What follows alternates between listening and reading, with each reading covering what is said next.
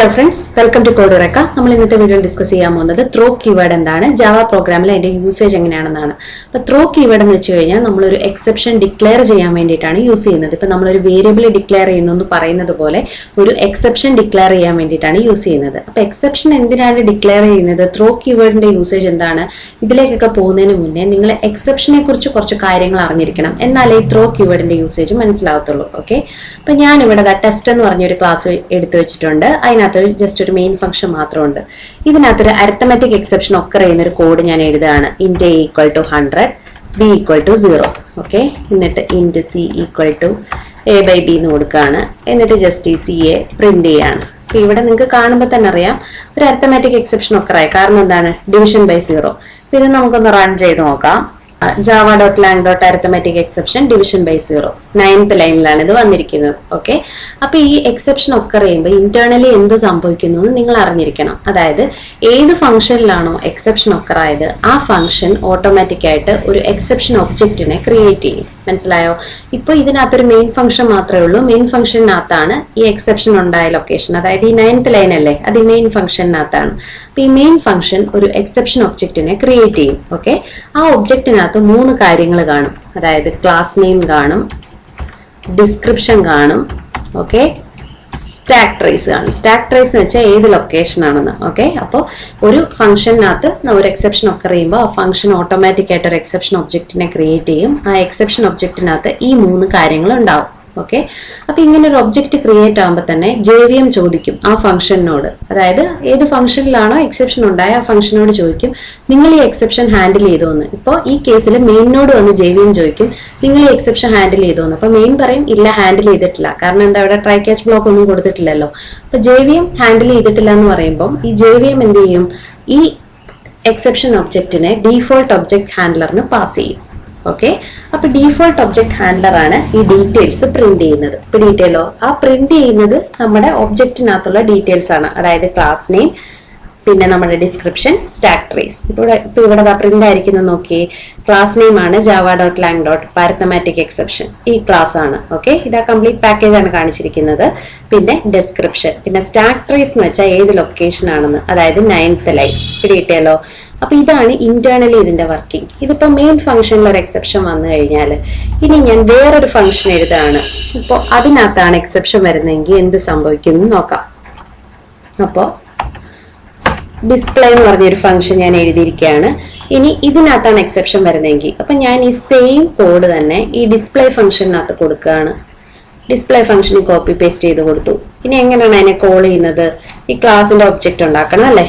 അപ്പോൾ T equal to new കൊടുക്കുക, എന്നിട്ട് ടി ഡോട്ട് ഡിസ്പ്ലേ എന്ന് വിളിക്കാം. ഇനി നമുക്ക് ഇതൊന്ന് റൺ ചെയ്ത് നോക്കാം എന്തോ പറ്റുമെന്ന്. അപ്പൊ അതായത് റൺ ചെയ്തപ്പോ കണ്ടോ കുറച്ച് കാര്യങ്ങളൊക്കെ വന്നിട്ടുണ്ട്. അപ്പൊ ഇത് പ്രോഗ്രാം റൺ ചെയ്യുമ്പോൾ എന്താ പറ്റുക, നമ്മൾ ആദ്യം നമ്മുടെ മെയിൻ ഫംഗ്ഷനിൽ വന്നു. മെയിൻ ഫംഗ്ഷൻ വന്നു കഴിയുമ്പോൾ ടി ഡോട്ട് ഡിസ്പ്ലേ വിളിക്കുമ്പോൾ ഡിസ്പ്ലേ ഫംഗ്ഷനകത്ത് വരും. അപ്പൊ അതായത് ഇവിടെ 15th ലൈനിൽ ഒരു എക്സെപ്ഷൻ വന്നു. അപ്പൊ എക്സെപ്ഷൻ വന്നത് കാണുമ്പോൾ എന്താണ്, ഏത് ഫംഗ്ഷൻ ആണോ എക്സെപ്ഷൻ വന്നത് ആ ഫംഗ്ഷൻ ഒരു എക്സെപ്ഷൻ ഒബ്ജക്റ്റിനെ ഉണ്ടാക്കി. ആ ഒബ്ജക്റ്റിനകത്ത് ഈ പറഞ്ഞോണം തന്നെ 3 കാര്യങ്ങൾ കാണും. ക്ലാസ് നെയിം കാണും, ഡിസ്ക്രിപ്ഷൻ കാണും, സ്റ്റാക്ക് ട്രേസ് കാണും. ഓക്കെ, അപ്പൊ ഈ ഡിസ്പ്ലേ ഫംഗ്ഷൻ ഈ ഒബ്ജക്റ്റിനെ ക്രിയേറ്റ് ചെയ്യുമ്പോൾ തന്നെ JVM ചോദിക്കും നിങ്ങൾ ഇതിനെ ഹാൻഡിൽ ചെയ്തിട്ടുണ്ടോ എന്ന്. അപ്പൊ ഡിസ്പ്ലേ ഫംഗ്ഷൻ പറയും ഇല്ല, ഞാൻ ഹാൻഡിൽ ചെയ്തിട്ടില്ല എന്ന്. അപ്പൊ ആ ഫംഗ്ഷൻ അബ്നോർമലി ടെർമിനേറ്റ് ആവും, നമ്മുടെ ഡിസ്പ്ലേ ഫംഗ്ഷൻ. ഓക്കെ, പിന്നെ അത് കഴിയുമ്പോൾ ഈ JVM ഒരു കാര്യം കൂടെ ചെയ്യും. ഇതിന്റെ കോളർ ഫംഗ്ഷൻ ഉണ്ടെങ്കിൽ കോളർ ഫംഗ്ഷനോട് ചോദിക്കും നിങ്ങൾ ഹാൻഡിൽ ചെയ്തിട്ടുണ്ടോ എന്ന്. ഇപ്പൊ ഡിസ്പ്ലേ ഹാൻഡിൽ ചെയ്തിട്ടില്ല, ഡിസ്പ്ലേ വിളിച്ചിരിക്കുന്ന എവിടെ നിന്നാണ്, മെയിനിന്ന്. ഓക്കെ, അപ്പൊ ഡിസ്പ്ലേയോട് മെയിനോട് ചോദിക്കും നിങ്ങൾ ഹാൻഡിൽ ചെയ്തിട്ടുണ്ടോ എന്ന്. അപ്പൊ മെയിൻ പറയില്ല ഞങ്ങളും ഹാൻഡിൽ ചെയ്തിട്ടില്ല. അപ്പൊ മെയിൻ ഫംഗ്ഷൻ അബ്നോർമലി ടെർമിനേറ്റ് ആവും. ഓക്കെ, എന്നിട്ട് ഈ ഒബ്ജക്റ്റിനെ ഡീഫോൾട്ട് ഒബ്ജക്ട് ഹാൻഡ്ലറിന് പാസ് ചെയ്യും. ആ ഡീഫോൾട്ട് ഒബ്ജക്ട് ഹാൻഡ്ലർ ആണ് ഈ ഡീറ്റെയിൽസ് പ്രിന്റ് ചെയ്യുന്നത്. അപ്പൊ ഞാൻ മുമ്പേ പറഞ്ഞല്ലോ ഈ 3 കാര്യങ്ങൾ class name, description, stack trace ഉണ്ടെന്ന്. അതാണ് ഇവിടെ പ്രിന്റ് ആയിരിക്കുന്നത്. Class name, description, stack trace എന്ന് വെച്ചാൽ ഏത് ലൊക്കേഷനിൽ വെച്ച് ഇത് ടെർമിനേറ്റ് ആയെന്നുള്ളത്. അതായത് 15th ലൈൻ ആദ്യം ഈ JVM ഇതിനോട് ചോദിച്ചല്ലോ, അപ്പൊ ഇത് ഹാൻഡിൽ ചെയ്യില്ല എന്ന് പറഞ്ഞപ്പോൾ ഇവിടെ ടെർമിനേറ്റ് ആയി. അതാണ് 15th ലൈൻ കാണിച്ചിരിക്കുന്നത്. പിന്നെ കോളർ മെത്തേഡിനോട് ചോദിച്ചു, അപ്പൊ അത് പറഞ്ഞു ഇല്ല ഞങ്ങൾ ഹാൻഡിൽ ചെയ്തിട്ടില്ല. അപ്പൊ അവിടെ വെച്ച് ടെർമിനേറ്റ് ആയി. അതാണ് ഈ 9th ലൈൻ കാണിച്ചിരിക്കുന്നത്. ഓക്കെ, പിടികിട്ടിയല്ലോ. ഇത്രയും കാര്യങ്ങൾ എക്സെപ്ഷനകത്ത് നിങ്ങൾ അറിഞ്ഞിരിക്കണം. ഇനിയിപ്പോ എക്സെപ്ഷൻ ഹാൻഡ്ലിംഗ് എന്ന് പറഞ്ഞൊരു കേസ് ഉണ്ട്. അതായത് നമ്മളിപ്പോ എക്സെപ്ഷൻ എന്തിനാണ് ഹാൻഡിൽ ചെയ്യുന്നതെന്ന് വേണമെങ്കിൽ ചോദിക്കാം. ഇപ്പൊ എക്സെപ്ഷൻ ഹാൻഡിൽ ചെയ്തില്ലെങ്കിൽ അതിനുശേഷം എന്തെങ്കിലും കോഡ് ഉണ്ടെങ്കിൽ അത് എക്സിക്യൂട്ട് ആവത്തില്ല. കാരണം എന്താണ്, ഇപ്പൊ ഇത് അബ്നോർമൽ ടെർമിനേഷൻ അവിടെ നടന്നു, അതിനുശേഷം എന്തുണ്ടെങ്കിലും അത് എക്സിക്യൂട്ട് ആവത്തില്ല. ഇപ്പോൾ ഒരു വലിയ പ്രോഗ്രാം ആണെങ്കിൽ നമുക്കിപ്പോ എക്സെപ്ഷൻ വന്നു കഴിയുമ്പോൾ അതിന് ശേഷം ഒരുപാട് കാര്യങ്ങൾ കാണും. അപ്പൊ ഞാൻ ഈ ടെസ്റ്റ് റൺ ചെയ്ത് നോക്കുകയാണ്. അപ്പൊ ആ ടെസ്റ്റ് റൺ ചെയ്ത് നോക്കിയപ്പോൾ ഇവിടെ വെച്ച് ഇത് അബ്നോർമലി ടെർമിനേറ്റ് ആയി. നമ്മുടെ കോഡിനകത്തെ ഹലോ പ്രിന്റ് ആയിട്ടില്ല. പിടികിട്ടിയല്ലോ. അപ്പൊ ഇത് ഹാൻഡിൽ ചെയ്യണമെന്നുണ്ടെങ്കിൽ നിങ്ങൾ ഇങ്ങനെയുള്ള റിസ്കി കോഡുകളെല്ലാം ട്രൈ ക്യാച്ചിനകത്ത് കൊടുക്കണം. ഓക്കെ, അപ്പൊ ഞാൻ ഈ കോഡ് കട്ട് പേസ്റ്റ് ചെയ്തിട്ട് ട്രൈ ബ്ലോക്കിനകത്ത് കൊടുക്കുകയാണ്. എന്നിട്ട് ഇവിടെ എറർ കാണിക്കുന്നത് ക്യാച്ച് കൊടുക്കാത്തതുകൊണ്ടാണ്. ട്രൈ കൊടുക്കുമ്പോൾ ക്യാച്ച് കൊടുക്കണം. ക്യാച്ച് കൊടുത്തില്ലെങ്കിൽ ഫൈനലി ബ്ലോക്ക് എങ്കിലും കൊടുക്കണം. ട്രൈ നമുക്ക് ഒറ്റയ്ക്ക് എഴുതാൻ പറ്റില്ല. അതൊക്കെ ഞാൻ മുമ്പത്തെ വീഡിയോയിൽ പറഞ്ഞിട്ടുണ്ട്. എന്നിട്ട് ഇവിടെ ജസ്റ്റ് എക്സെപ്ഷന്റെ ഒബ്ജക്റ്റ് പ്രിന്റ് ചെയ്യാണ്. ഓക്കെ, ഇനി നമ്മളിത് റൺ ചെയ്ത് നോക്കുമ്പോൾ ഹലോ പ്രിന്റ് ആവും. ഇതാ കണ്ടോ. അപ്പൊ അതുകൊണ്ടാണ് ഈ എക്സെപ്ഷൻ ഹാൻഡിൽ ചെയ്യണം എന്ന് പറയുന്നത്. അപ്പൊ എക്സെപ്ഷൻ എന്തിനാണ് ഹാൻഡിൽ ചെയ്യുന്നത്? പ്രോഗ്രാം അബ്നോർമലി ടെർമിനേറ്റ് ആയാൽ അതിന് ശേഷമുള്ള കോഡൊന്നും എക്സിക്യൂട്ട് ആവത്തില്ല. പിടികിട്ടിയല്ലോ. ഇനി രണ്ടാമത്തെ കേസിൽ ഇവിടെ അബ്നോർമൽ ആയിട്ട് ടെർമിനേറ്റ് ആയല്ലോ. അപ്പൊ നമുക്ക് ഇവിടെ ട്രൈ ക്യാച്ച് കൊടുക്കാം. ഒന്നുകിൽ നമുക്ക് ഇവിടെ ട്രൈ ക്യാച്ച് കൊടുക്കാം, അല്ലെങ്കിൽ ഡിസ്പ്ലേ ഫംഗ്ഷനെ വിളിച്ചിട്ടില്ലേ അവിടെ വേണമെങ്കിലും ട്രൈ ക്യാച്ച് കൊടുക്കാം. ഓക്കെ, അപ്പൊ ഇത്രയും കാര്യങ്ങൾ എക്സെപ്ഷൻ നിങ്ങൾക്ക് മനസ്സിലായല്ലോ. ഇനി നമുക്ക് ത്രോ കീവേഡ് എന്താണ്, അത് എന്തിനാണ് പ്രോഗ്രാമിൽ യൂസ് ചെയ്യുന്നത് എന്നുള്ള കാര്യം പറയാം. ഓക്കെ, അപ്പൊ ഞാൻ എന്താ എന്റെ ഫസ്റ്റ് കേസ് എടുക്കുകയാണ്. എന്റെ ടെസ്റ്റ് എന്ന് പറഞ്ഞ പ്രോഗ്രാം, അതിനകത്ത് നമ്മുടെ പഴയ അരിത്തമെറ്റിക് എക്സെപ്ഷൻ ഉണ്ടാവുന്ന കണ്ടീഷൻ ഞാൻ എഴുതിയിരിക്കുകയാണ്. അപ്പൊ അത് റൺ ചെയ്യുമ്പോൾ നമുക്ക് കിട്ടുന്ന ഔട്ട്പുട്ട് എന്താണ്? നമ്മുടെ എക്സെപ്ഷൻ ഒബ്ജക്റ്റിന്റെ ഡീറ്റെയിൽസ്, അതായത് class name, description, stack trace. ശരിയല്ലേ? അപ്പൊ ഈ കേസിൽ എന്താ സംഭവിച്ചത്? മെയിൻ ആണ് എക്സെപ്ഷൻ ഒബ്ജക്റ്റ് ക്രിയേറ്റ് ചെയ്ത് JVM പാസ് ചെയ്തത്. ഇനി ഞാൻ ത്രോ കീവേഡിന്റെ യൂസ് എന്താണെന്ന് പറയാം. അപ്പൊ ഞാൻ test2 എന്ന് പറഞ്ഞൊരു ക്ലാസ് ക്രിയേറ്റ് ചെയ്തിട്ടുണ്ട്. അതിനകത്തൊരു മെയിൻ ഫംഗ്ഷൻ ഉണ്ട്. അപ്പൊ ഞാനൊരു ത്രോ കീവേഡ് യൂസ് ചെയ്തൊരു എന്റേതായ ഒരു എക്സെപ്ഷൻ ക്രിയേറ്റ് ചെയ്യാണ്. ഓക്കെ, അപ്പൊ ഞാൻ കൊടുക്കുകയാണ് ഏജ് ലിമിറ്റ് എക്സെപ്ഷൻ. ഇങ്ങനെ പറഞ്ഞാൽ ഞാൻ ക്രിയേറ്റ് ചെയ്യാണ്.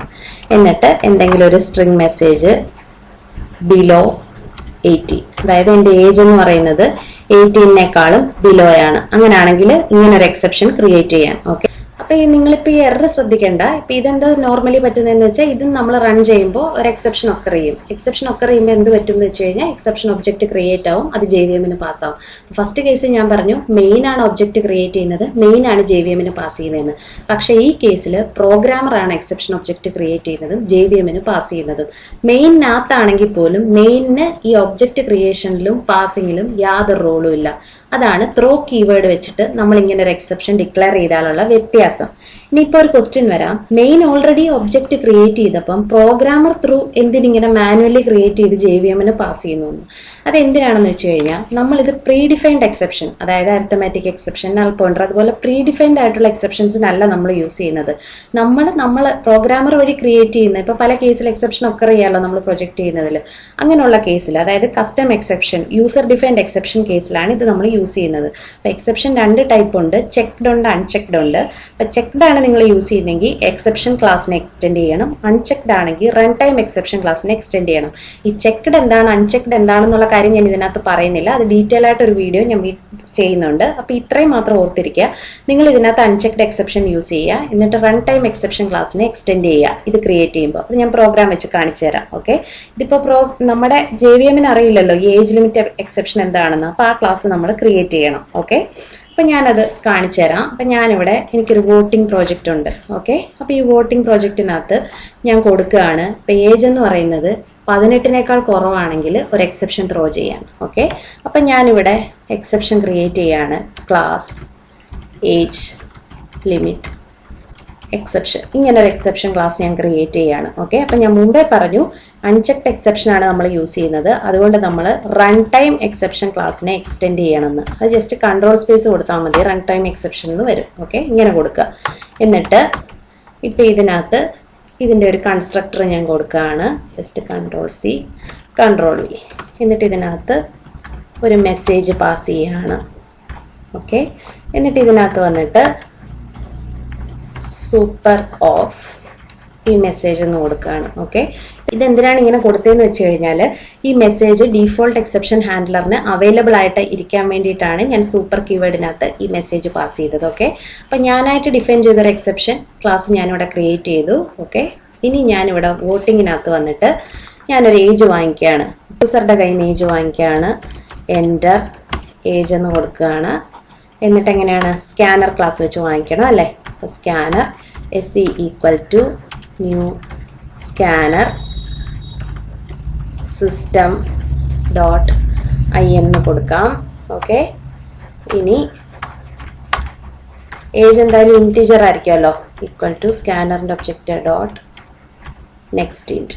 ഓക്കെ, ഇപ്പം ഞാനൊരു ഏജ് വാങ്ങി. ഇനി ഞാൻ കണ്ടീഷൻ കൊടുക്കുകയാണ്, ഇഫ് നമ്മുടെ ഏജ് എന്ന് പറയുന്നത് <18 ആണെങ്കിൽ, ഓക്കെ, അങ്ങനെയാണെങ്കിൽ ഒരു എക്സെപ്ഷൻ ത്രോ ചെയ്യാൻ. അപ്പം ഞാനിവിടെ കൊടുക്കുകയാണ് ത്രോ ന്യൂ. ഇപ്പം എന്താണ് ഞാൻ എക്സെപ്ഷൻ എന്താണെന്ന് ഇവിടെ പറഞ്ഞു വെച്ചിട്ടുണ്ട്. ഏജ് <18 ആണ് ഏജ് ലിമിറ്റ് എക്സെപ്ഷൻ. അപ്പം ജസ്റ്റ് ഏജ് എന്ന് അടിച്ച് കൺട്രോൾ സ്പേസ് കൊടുക്കുമ്പോൾ ഇത് ഡിഫൈൻ ചെയ്തിട്ടുണ്ടെങ്കിൽ ഓട്ടോമാറ്റിക്കായിട്ട് അത് വന്നോളൂ. Age limit exception. ഇവിടെ എന്തെങ്കിലും ഒരു സ്ട്രിംഗ് പാരാമീറ്റർ പാസ് ചെയ്യണം. അപ്പോൾ ബിലോ 18 നോട്ട് എലിജിബിൾ എന്നൊരു മെസ്സേജ് കൊടുക്കുകയാണ്. ഓക്കെ, ഇനി ഇവിടെ ഒരു സെമിക്കോളം കൊടുക്കാത്തതുകൊണ്ടാണ് എറർ വരുന്നത്. അപ്പോൾ ഇഫ് കണ്ടീഷനിൽ ലെസ് ആണെങ്കിൽ ഞാൻ ഇങ്ങനെ ഒരു എക്സെപ്ഷൻ ക്രിയേറ്റ് ചെയ്യുകയാണ്. എൽസിനകത്ത് ജസ്റ്റ് ഒരു സിസ് ഔട്ട് കൊടുത്താൽ മതി, എലിജിബിൾ ടു വോട്ട്. ഓക്കെ, ഇനിയിപ്പോൾ നമുക്കിതൊന്ന് റൺ ചെയ്ത് നോക്കാം. അപ്പോൾ ഇത് റൺ ചെയ്യുമ്പോൾ നമ്മൾ ഏജ് കൊടുക്കുകയാണ് 11. അപ്പോൾ exception age limit exception below 18 പറ്റത്തില്ല എന്നുള്ളത്. അപ്പോൾ ഇത് ഞാൻ മുമ്പേ നിങ്ങളോട് പറഞ്ഞു, എക്സെപ്ഷൻ ഒബ്ജക്റ്റിനകത്ത് 3 ഡീറ്റെയിൽസ് ഉണ്ട്. ക്ലാസ് നെയിം ഉണ്ട്, ഡിസ്ക്രിപ്ഷൻ ഉണ്ട്, സ്റ്റാക്ക് ട്രേസ് ഉണ്ട്. ഇപ്പം നമ്മൾ ക്രിയേറ്റ് ചെയ്ത യൂസർ ക്രിയേറ്റ് ചെയ്ത എക്സെപ്ഷൻ ആണെങ്കിലും ഈ കാര്യങ്ങൾ ബാധകമാണ്. ക്ലാസ് നെയിം ഉണ്ട്, ഡിസ്ക്രിപ്ഷൻ ഉണ്ട്, സ്റ്റാക്ക് ട്രേസ് ഏത് ലൊക്കേഷനിലാണെന്നുള്ളതുണ്ട്. അപ്പോൾ നിങ്ങൾ ഇതെല്ലാം കഴിഞ്ഞിട്ട് ജസ്റ്റ് വേറെ ഇപ്പോൾ വോട്ടിംഗ് മെഷീൻ ആകുമ്പോൾ അതിനകത്ത് പല കാര്യങ്ങൾ കാണും. വേറെ എന്തെങ്കിലും എക്സിക്യൂട്ട് ചെയ്യാനുണ്ടെങ്കിൽ ഈ എക്സെപ്ഷൻ ഇങ്ങനെ കിടക്കുന്നതുകൊണ്ട് അത് എക്സിക്യൂട്ട് ആവത്തില്ല. ഇപ്പം നിങ്ങൾ റൺ ചെയ്ത് നോക്കിക്കഴിഞ്ഞാൽ ഇവിടെ ഒരു എക്സെപ്ഷൻ വന്നു, അതുകൊണ്ട് ആ ഹലോ പ്രിന്റ് ആയിട്ടില്ല. അപ്പം നിങ്ങൾക്ക് ഈ എക്സെപ്ഷൻ ഹാൻഡിൽ ചെയ്യണമെന്നുണ്ടെങ്കിൽ ഈ ഇഫ് കണ്ടീഷൻ ഒരു ട്രൈ ബ്ലോക്കിനകത്ത് കൊടുക്കുക. ഓക്കെ, ഇവിടെ ട്രൈക്കകത്ത് കൊടുത്തിട്ട് സാധാ പോലെ ഒരു ക്യാച്ച് ബ്ലോക്ക് കൂടെ കൊടുക്കുക. എക്സെപ്ഷൻ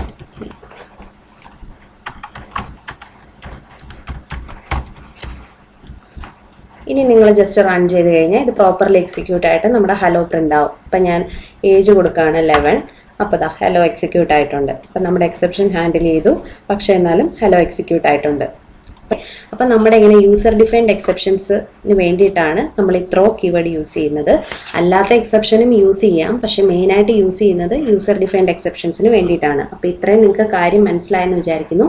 ത്രോ കീവേഡിൻ്റെ യൂസേജ് ഇങ്ങനെയാണ്. നമുക്കൊരു എക്സെപ്ഷൻ ഡിക്ലെയർ ചെയ്യാം. പിന്നെ ത്രോ കീവേഡ് യൂസ് ചെയ്യുമ്പം പ്രോഗ്രാമർ വഴി JVMന് എക്സെപ്ഷൻ ഒബ്ജക്റ്റ് പാസ് ചെയ്യാൻ പറ്റും. ഓക്കെ, മെയിനിന് ഇതിനകത്ത് ഒരു റോളും ഇല്ല.